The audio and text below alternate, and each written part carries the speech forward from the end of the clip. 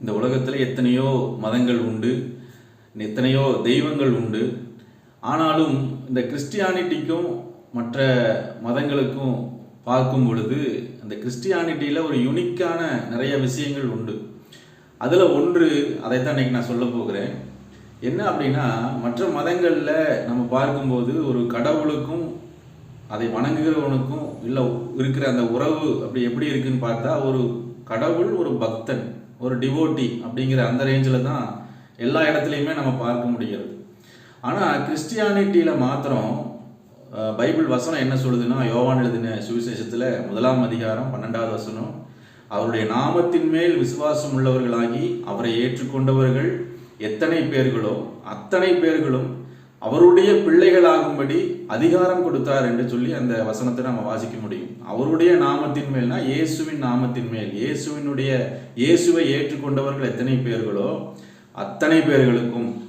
அங்கே ஜாதி மதம் வித்தியாசங்கள் கிடையாது, ஏற்றத்தாழ்வுகள், பணக்கார ஏழை அந்த வித்தியாசம் அல்ல.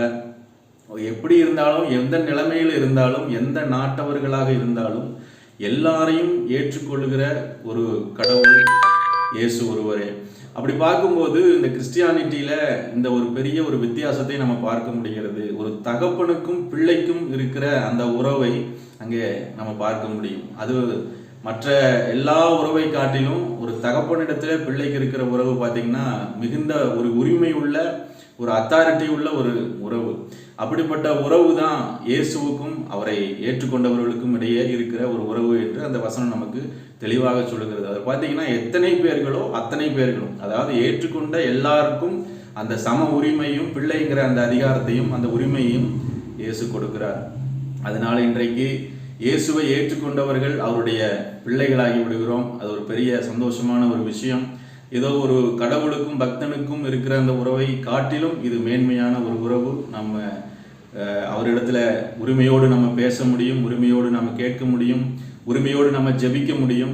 எல்லா காரியங்களிலும் ஒரு உரிமையோடு அவரை நாம் அப்ரோச் பண்ணுகிறதுக்கு இந்த ஒரு உறவு நமக்கு உதவியாக இருக்கிறது. இந்த வசனம் நமக்கு அப்படி சொல்லுகிறது. கர்த்தர் தாமே நம்மை ஆசீர்வதிப்பாராக. God bless you. மீண்டும் நாளைக்கு சந்திப்போம்.